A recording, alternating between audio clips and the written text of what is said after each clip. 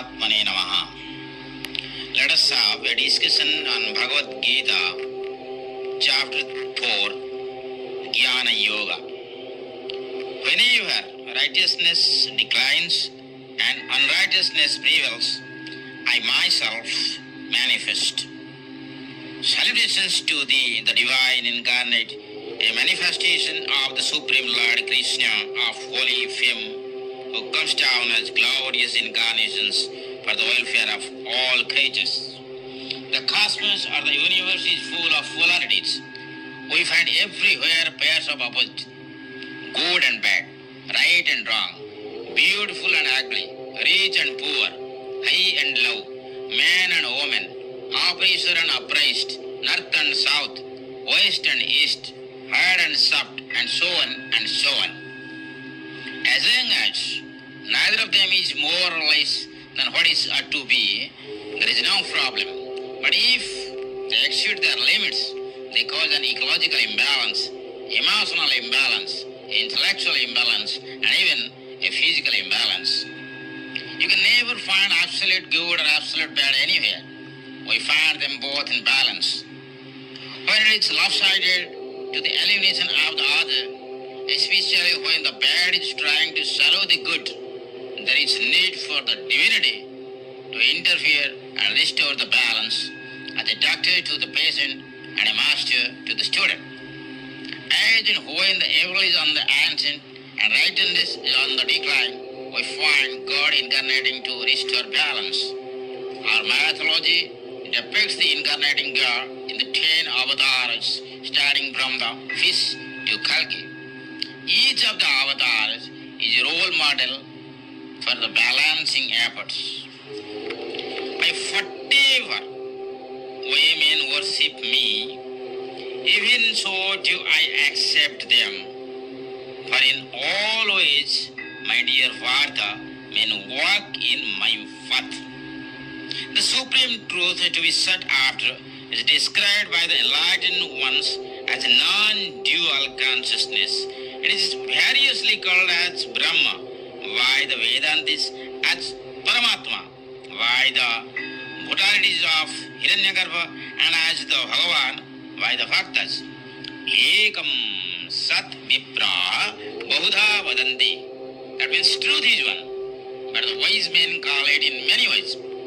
God is one, but people give diverse names and forms to God. Similarly, paths too are led by many and many ways to reach the same goal, God. Water is one, but it's called different in different languages, and it can be approached from all directions, north, south, east, or west. Religions are many, religious paths are also many, but God is one. Water is one, but it is called Pani, or Neer, or Tanir, or Jalam in various languages. They all mean water. Similarly, to the water in river or a pond or lake, we can go from any side and any direction. Blessed are those who know the truth and realize the truth. As the different streams having their source in different places all mingle their water in the sea, so also the different paths which men take through different tendencies, varies through their appears, crooked or straight, all lead to thee. He who sees inaction in action, and action in inaction, is wise amongst men. He is poised and a performer of all actions. Heard melodies are sweet, bowed on head are sweeter. Sword is mighty, but pain is mightier. Speech is silver, but silence is golden. Action is power, but inaction is a greater power. Karma Yoga is when we work without working, sing without singing, do without doing, and fight without fighting, and vice versa. Irrespective of our action, we must be in a position to be calm at heart.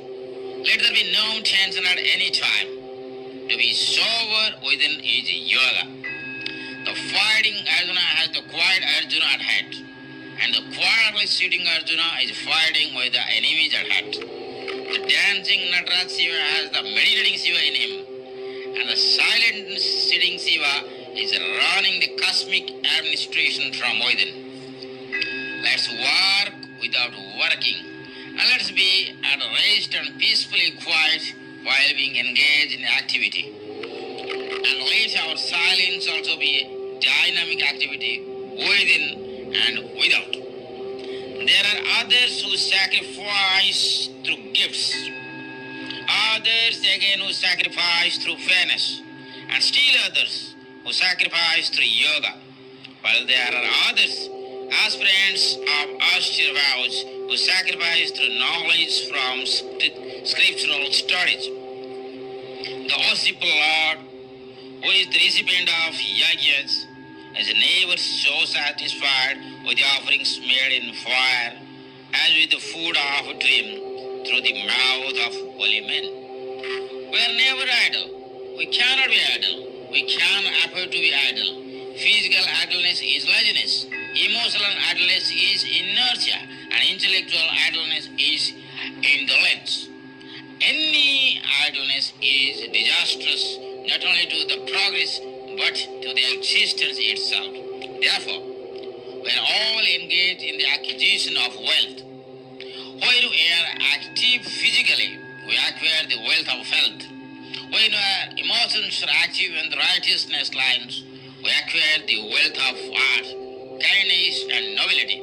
When we are intellectually alert, we become rich in knowledge. When we are spiritually wakeful, we shine in self-realization. And the wealth thus acquired should not be in cash for comfort or a bodily pleasure of luxury. If we do so, it is materialism. But the same wealth, if utilized for the welfare for all, it is yajna leading to our liberation as well.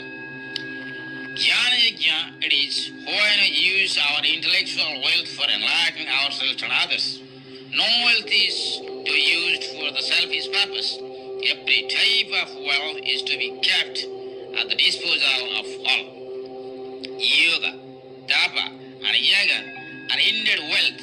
They grow in proportion to their utility in the service of others. Let our yogic practice, tapas and sacrifice be for the welfare of others. Let us perform or practice them as an offering to God, who is hidden in all beings. The man of faith, chill, and self-control attains knowledge. Having attained knowledge, immediately attains supreme peace. As a child bespeaks his mother for toys and peace, weeping and teasing her, so he weeps inwardly, intensely longing to see him like an innocent child, and knowing him to be his nearest and dearest, is rewarded at last with a vision divine. God can no longer remain hidden from such an earnest and importunate seeker. Faith moves mountains. The one of faith has no fear, knows no failure. Faith in God is the old religion. Faith in oneself is a new religion. In truth, they are both one and the same. The former prevents us from becoming egoistic and arrogant. The latter may, on account of egoism, makes us proud. Modesty, coupled with loving faith, is devotion to God. A certain boy in a school was asked to bring milk as his contribution to a function in the institution. As he was poor, he could not buy milk. He and his mother's advice prayed Lord Gopal, who promised to make his pot ever full with milk. The teacher was astounded to see the Akshapatra, or the pot with infinite milk. He wanted to see the giver. But behold, the God is visible only to the innocent boy of faith and not to the doubting intellect of the master. Pleased are the purest at heart, they will have the heaven. The reason is to highlight the efficacy of faith, prayer with faith. There are no miracles. They are all but the fruits of faith. Faith is strength. Faith is wealth. Faith is divine.